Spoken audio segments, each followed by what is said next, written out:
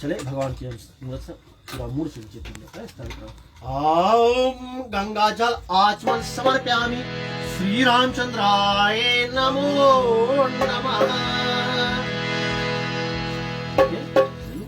भगवान के चरण तीनों पत्ता से स्नान करो। ओम पंचामृत स्नानम श्री रामचंद्राय नमो नमः। फिर से भगवान की मूर्त धीरे एकदम मूर्त हाथ में धीरे से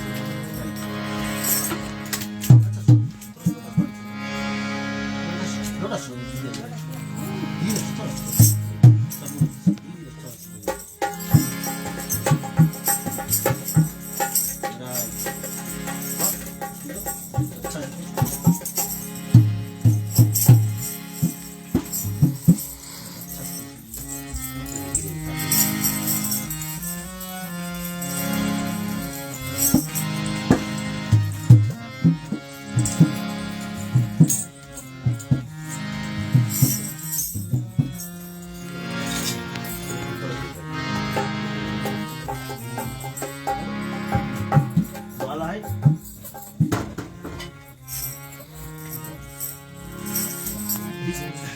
ओम पुष्पमाला अर्पण समर्पयामि श्री रामचंद्राय नमो नमः।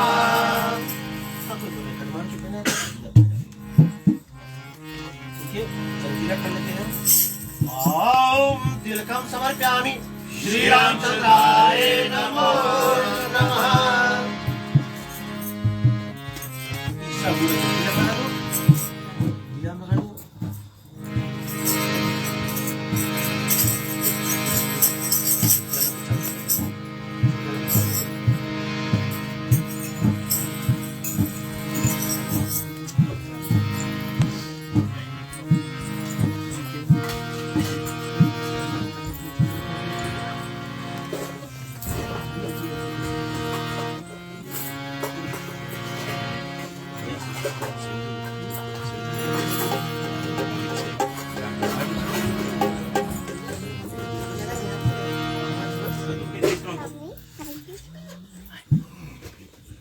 हाँ वहाँ पे भी हनुमान जी है राइट ऊपर से हनुमान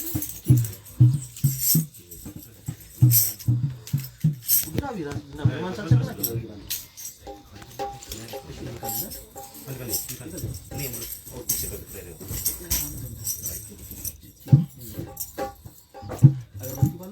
क्या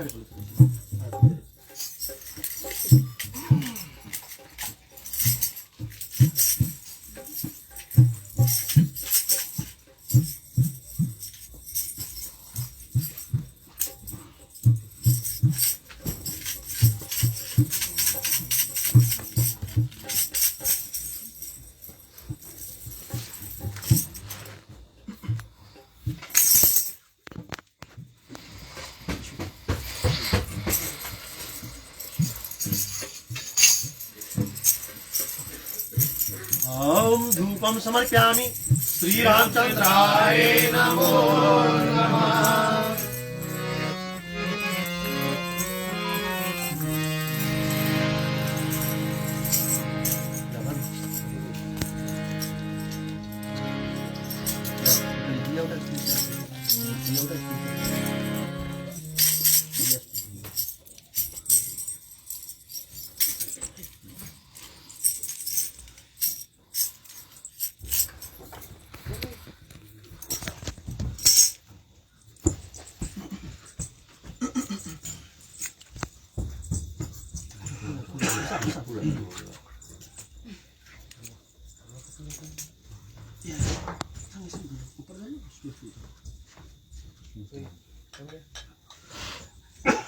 चले हम हाथों में प्रसाद ले लेते हैं और भगवान से यही विनती करते हैं कि हे करुणा सागर, हे दीन बंधु पतित पावन प्रभु श्री रामचंद्र जी, आज हम परिवार सहित भगवान श्री रामचंद्र जी का जो पूजन किया और महावीर जी का जो रामायण पाठ का आयोजन किया है, इस जो हमारे जन्म दिवस के अवसर पे हमने भगवान श्री रामचंद्र जी का कथा का अनुष्ठान किया है। हे भगवान, जिस भांति से आपने सेवरी का जो बैर है खा के उनको अपना कृपा प्रदान किया, सुदामा का जो मुट्ठी भर चावल ग्रहण करके जो सुख प्राप्त कराया, वो सुख हमारे जीवन में हमारे परिवार को भी आगमन कराना। और जो भी विनती है, चले हम भगवान से अपन जो मानता है, कोई भी विनती है करके चले हम भगवान के प्रसाद अर्पण करते हैं। ओम फलम फूलम मेवां स्थाने आदि समर्पयामि श्री रामचंद्राय नमो नमः।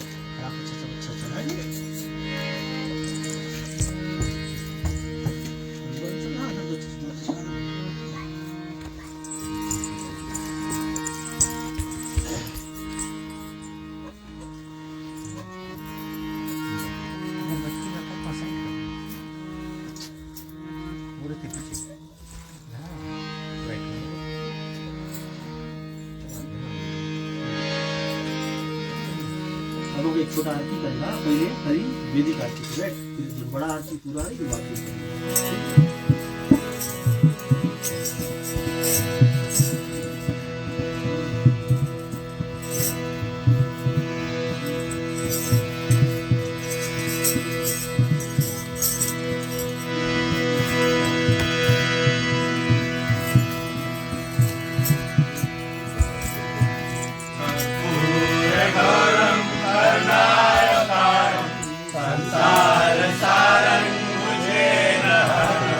सदा वसन्तं हृदये भवं भवानी सहितं नमामि, भवं भवानी सहितं नमामि, भवं भवानी सहितं नमामि।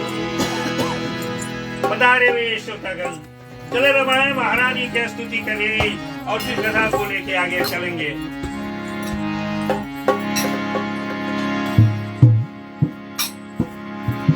बंदो चरण कमल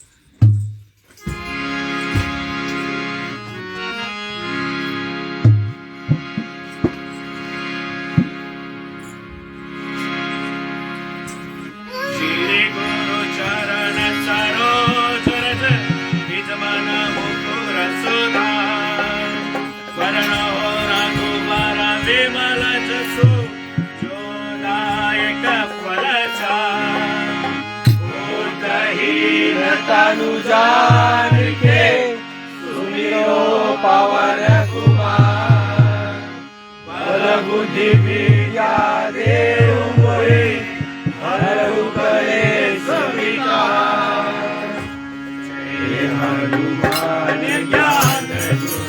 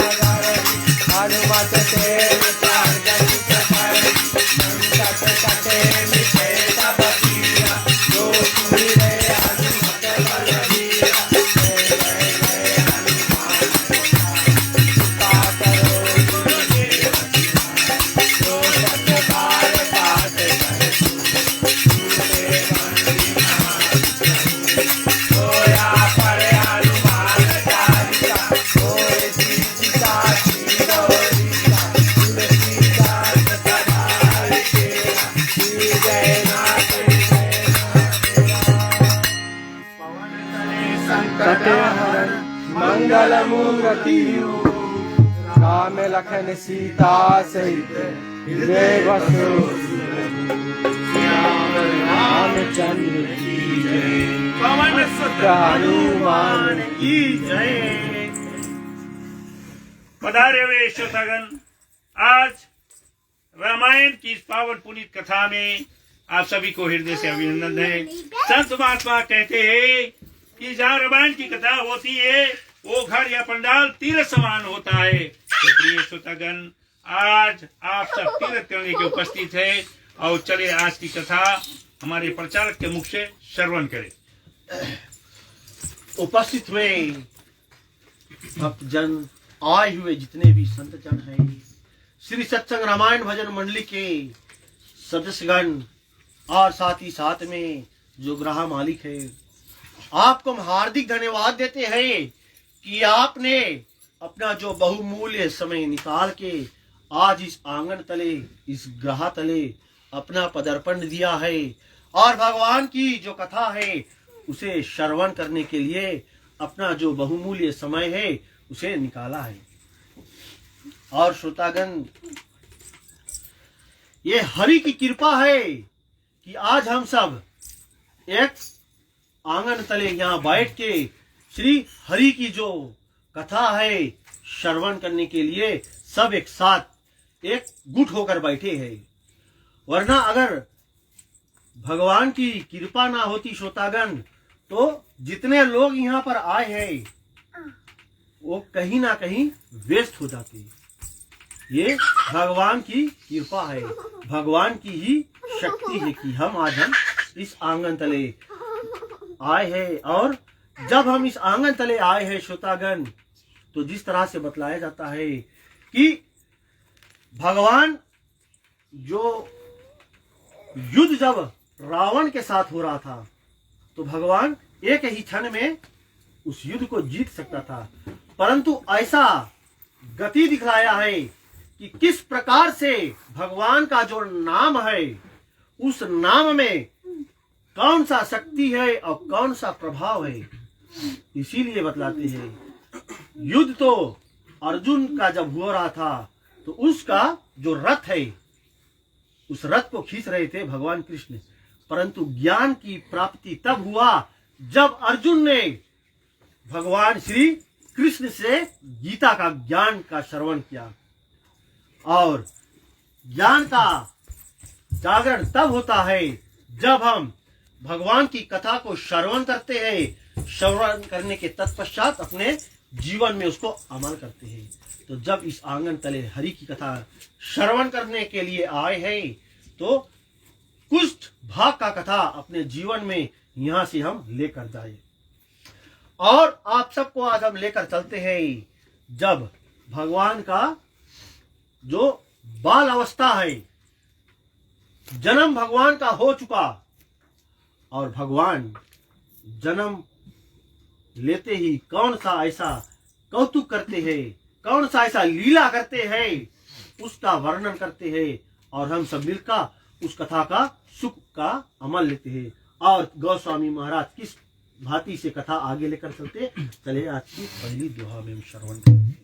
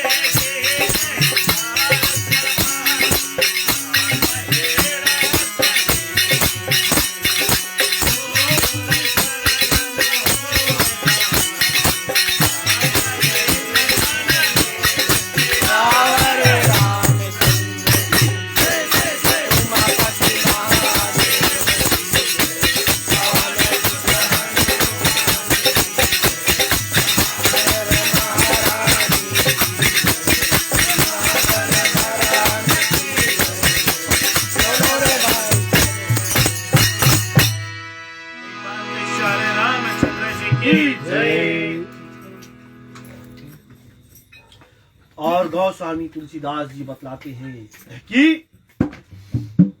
जब भगवान का जो जन्म है अवधपुरी में जब हो जाता है तो समय बीतता जाता है ना। तो जब जन्म हुआ भगवान को, जिस दिन भगवान का जन्म हुआ, तो आकाश मार्ग से जो सूर्य लोक से सूर्य देव आते हैं भगवान का रूप का दर्शन करने के लिए, चंद्र देव आते हैं और कुछ क्षण के लिए वहां से फिर चल देते हैं ना। तो जब भगवान का जन्म होता है तो सूर्य देव जो है वो बतलाते हैं तुलसीदास जी, एक जब महीना बीतता है तो भूल जाता है कि भगवान का मुखड़ा इतने सुख पाता है देखकर कि वो भूल जाता है उसे ढलना है। जब सूर्य ढलेगा नहीं तब चंद्रमा किस प्रकार से आए के आकर उस रूप का दर्शन करेगा।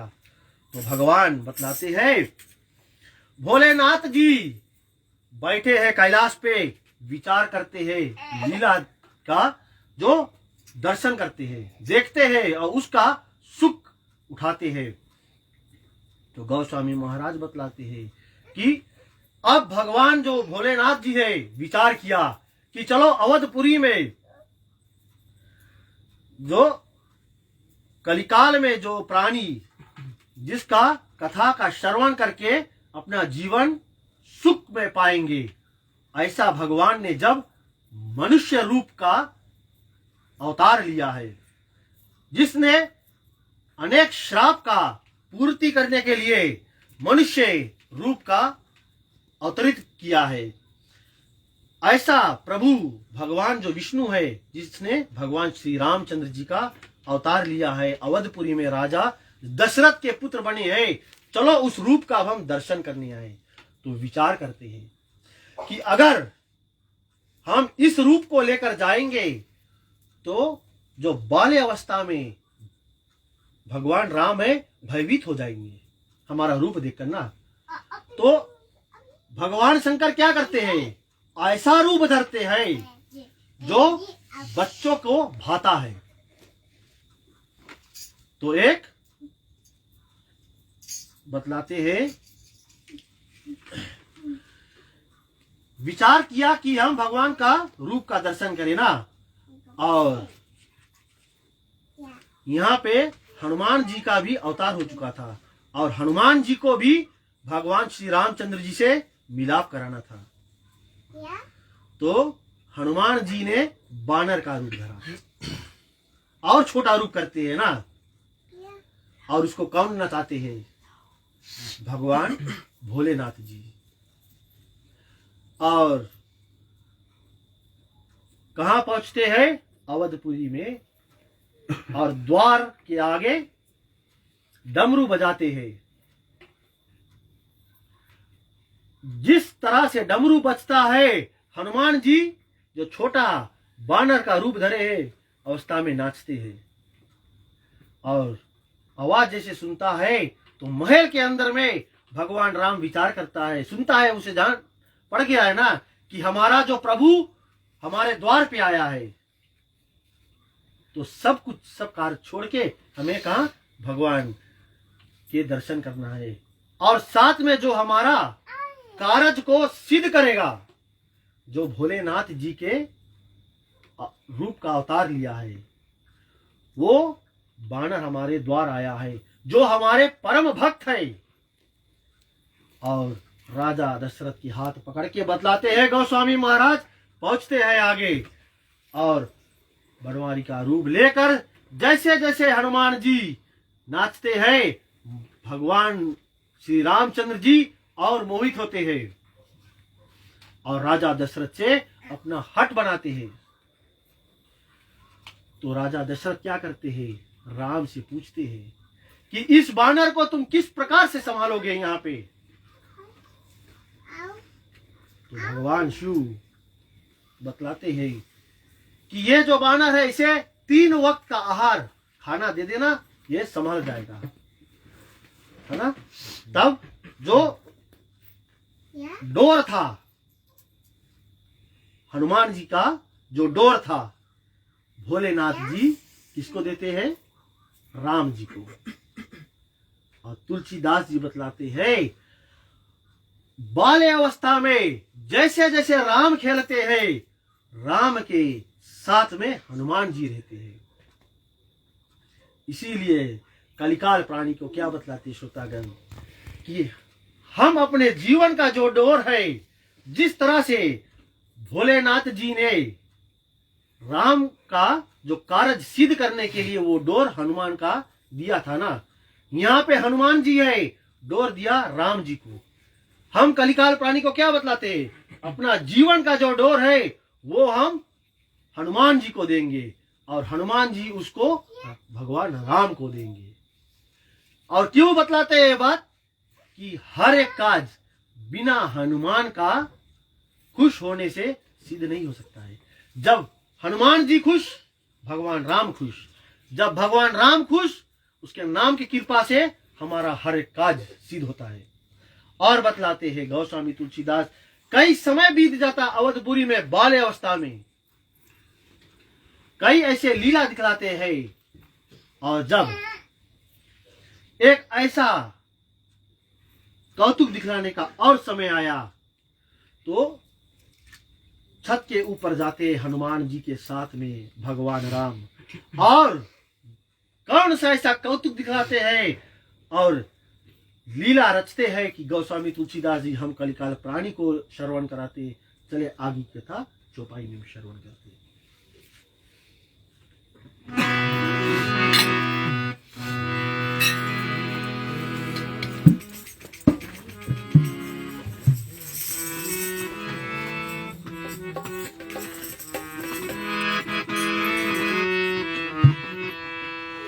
राम नाम में तना वसते है, भगवान में तना सत्य है, ये दुनिया वाले।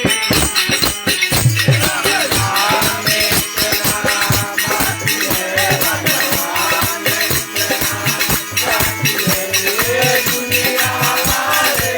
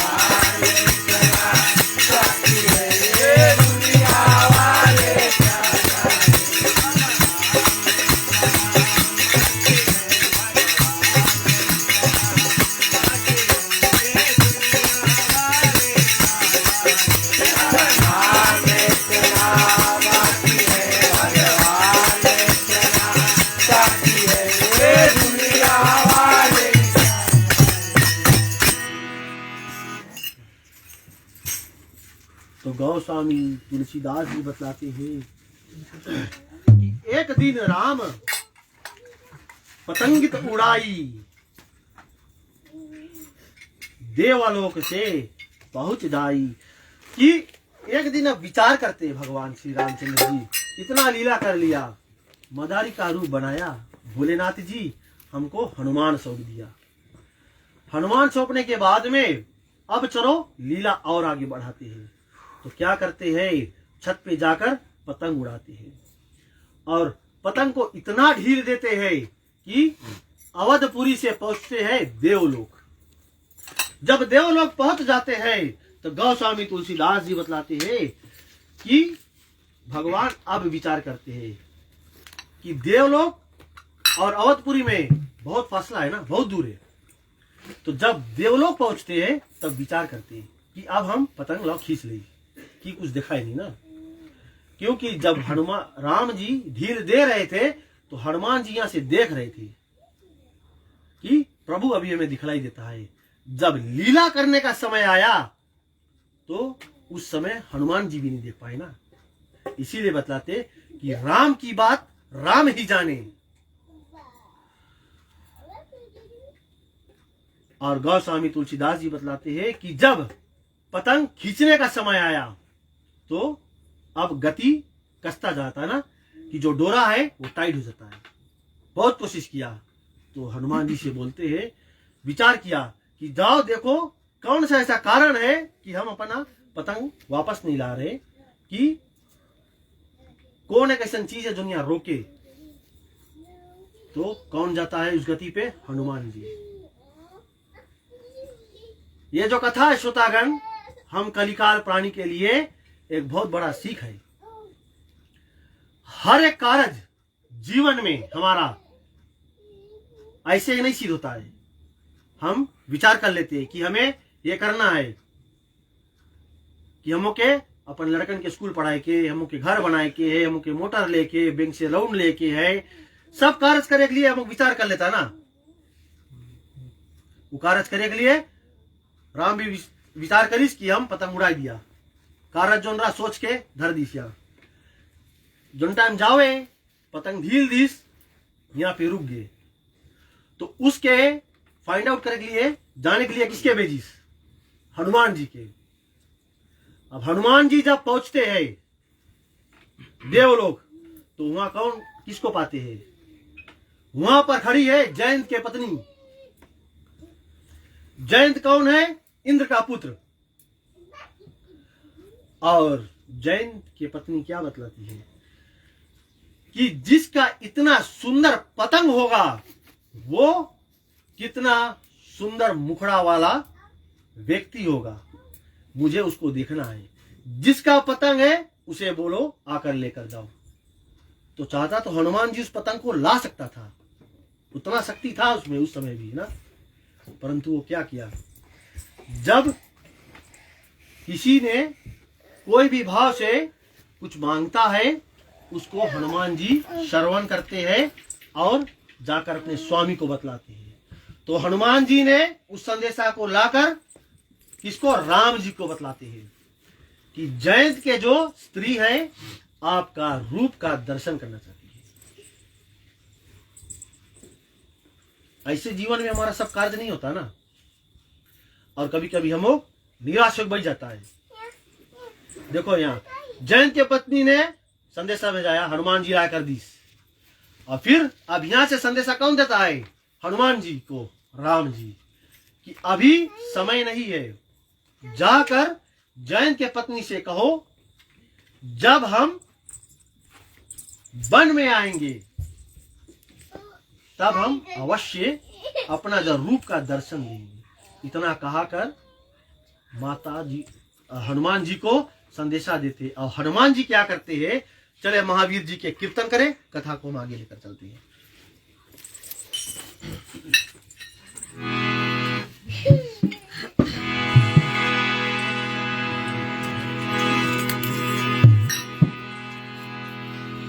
हनुमान जी जय हनुमान, जय हनुमान, हनुमान जी जय हनुमान, जय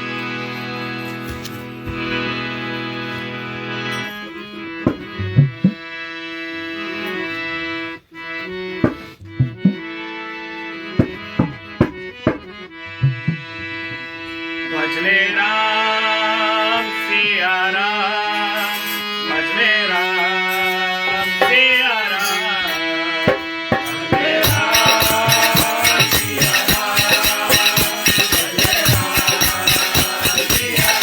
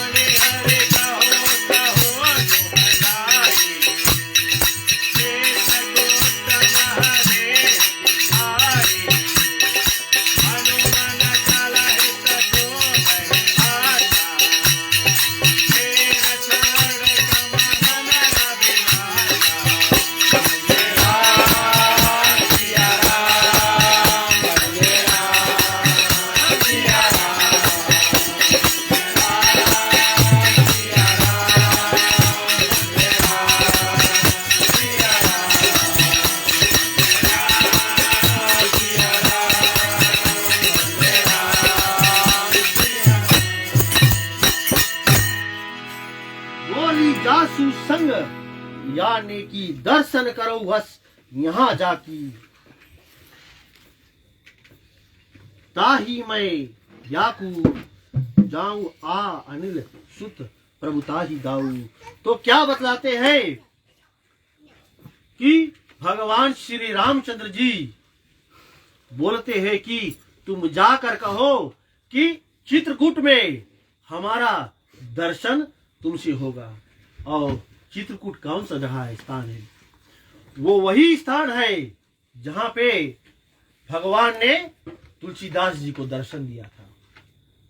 और ये बात बतलाते हनुमान जी को। हनुमान जी जाकर जयंत की पत्नी को क्या बतलाते कि हनुमान जी ने उससे जाकर कहा और क्या कहते हैं कि हे नारी, मन में दर्शन की इच्छा धर के इस पतंग को छोड़ दो। ये बात नहीं बतलाते कि तुम पतंग छोड़ दो, भगवान तुम्हें चित्रकूट पे दर्शन दे। अब क्या बतलाते हैं कि हृदय में अपने उसकी दर्शन की इच्छा लेके तुम इस पतंग को छोड़ो। और बतलाते तब रघुनाथ जी की जो रूप का दर्शन अपने हृदय में धारण करते हुए उस पतंग को छोड़ती है और उस पतंग को लेकर हनुमान जी पहुंचते हैं राम जी के पास। अर्थ ये हुआ ना कि हमारे जीवन में ऐसे बहुत जो कार्य है, बहुत ऐसे जो सपने हम सजा के रखते हैं ना, तो कई ऐसे जगह पे जो हम आकर अटक जाते हैं, रुक जाते हैं। जिस तरह से आज यहाँ भगवान श्री रामचंद्र जी का पतंग रुका। इसीलिए बतलाते हैं श्रोतागण कि हर एक कार्य जब होता है और हम जो कलिकाल प्राणी है उस पे हनुमान जी की आगमन करने की उसको निमंत्रण देते हैं। तो हनुमान जी आकर उस कार्य को सिद्ध करता है। ऐसे भगवान वैसे नहीं आए जी। जैसे आज इस स्थान पे, इस ग्रह पे कथा का आयोजन किया गया, घर के मालिक अपने घर से सलाह मशवरा किया कि आज हम यहाँ पूजन करेंगे। तो सबसे पहले उन्होंने मंडली का जितने जन सदस्यगण ने सबको आमंत्रण दिया, भेजा। फिर उसके बाद में आन पड़ोसी को, मित्र के जितने भी लोग हैं यहाँ पर आए, सबको निमंत्रण भेजा ना, तब सब यहाँ आए ना। इसीलिए बतलाते हैं कोई भी कार्य करे से पहले, पूजन भी करे से पहले आमंत्रण भेजो, भगवान आएंगे। और जब राइट पर्सन के तुम राइट टाइम भेजेगा तो हर एक कार्य सीधा राइट वैसे हुई ना।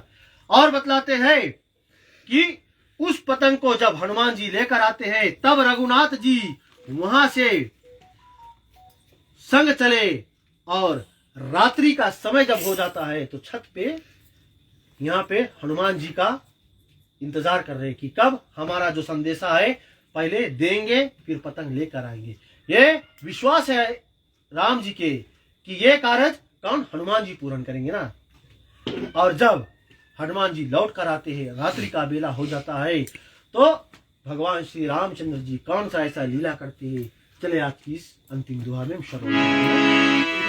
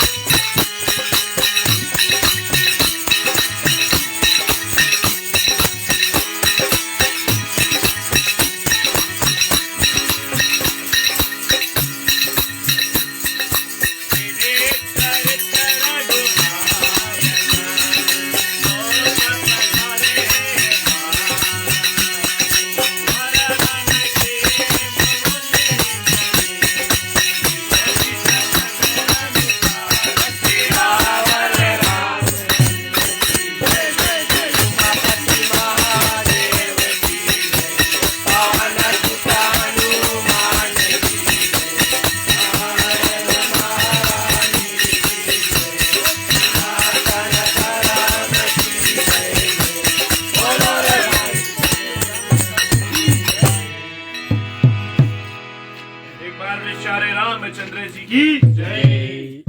और रात्रि में बताते घर आकर भोजन करते हैं, किसके साथ, हनुमान जी के साथ में।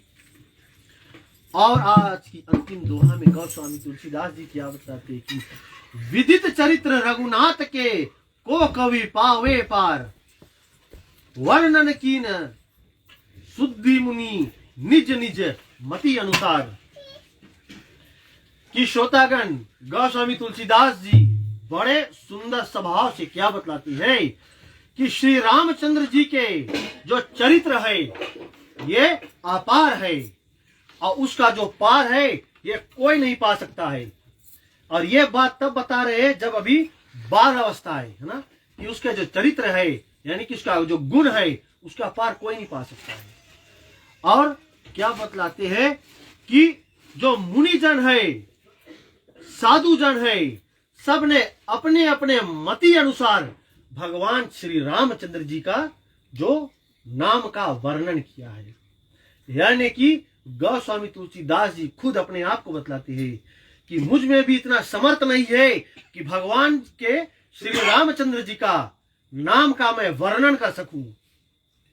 इसीलिए हनुमान जी को आगे धरते हैं कि कोई भी कार्य करवाना है, सिद्ध होना है, तो हनुमान जी का स्पष्ट करना जरूरी है। तो समय अभाव कारण से आज की कथा को हम यहीं पे विराम करते हैं। चले आज की कथा का हवन करते हैं।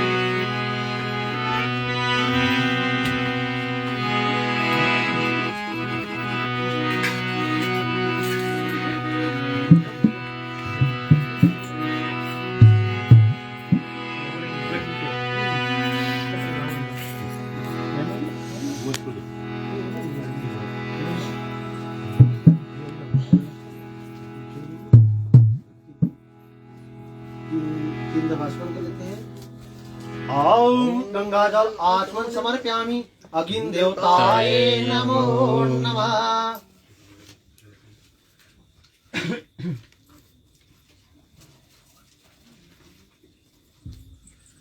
चारों कोना तिलक कर लेते हैं, ठीक है, ठीक है, जोड़ लो।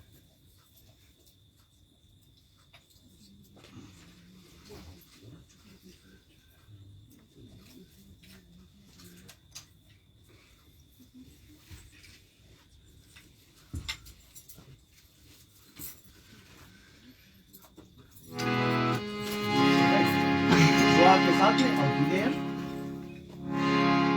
ओम गणपति आदि पंचलोकपाल देवम स्वाहा। ओम इंद्र आदि 10 दिक्पाल देवम स्वाहा। ओम सूर्य आदि 9 ग्रह देवम स्वाहा। ओम सर्वे भूमंडल देवम स्वाहा। ओम नवदुर्गे स्वाहा। ओम त्रेताधिपतये स्वाहा। ओम नमो भगवते वायुनंदाय स्वाहा। ओम नमो भगवते वासुदेवाय स्वाहा। ओम नमो भगवते नारायणाय स्वाहा। ओम नमो भगवते रामचंद्राय स्वाहा। ओम सीता लक्ष्मण भरत शत्रुघ्न हनुमत समेत श्री रामचंद्राय स्वाहा। अब हम 3 बार गायत्री मंत्र का आहुति देंगे। थोड़ा सा हलवा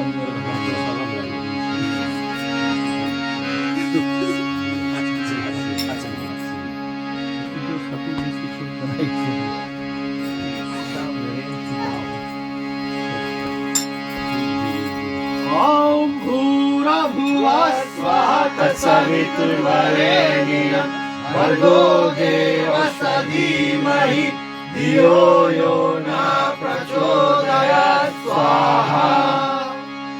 ओम भूरा भुवा स्वाहा तत्सवितुर्वरेण्यं भर्गो देवस्य धीमहि धियो यो न प्रचोदयात् स्वाहा। ओम भूरा भुवा स्वाहा तत्सवितुर्वरेण्यं भर्गो देवस्य धीमहि धियो यो न प्रचोदयात् स्वाहा। ठीक है।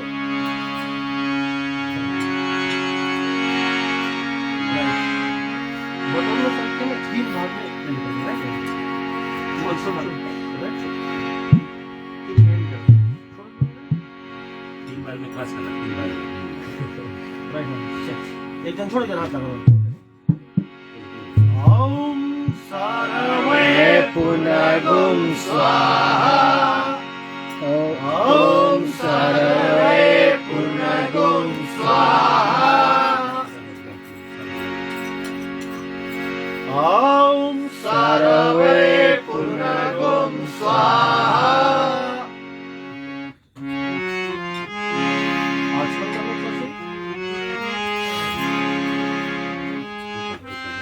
श्रोतागण, आरती का समय हुआ है। चले सब हम अपने स्थान पे खड़े हो जाए। बड़ी सुंदर सी भगवान की जो बेटी है, सब मिलकर हम आरती करते हैं।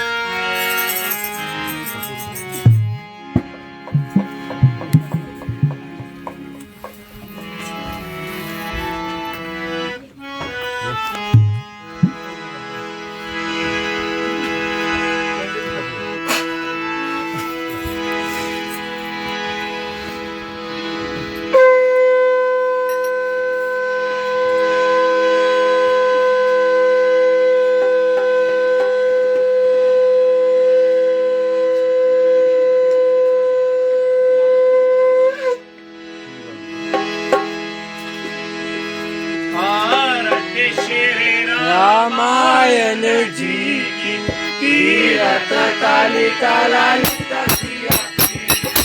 आरती श्री रामायण जी की तीरथ कालिका लालिता सिया की।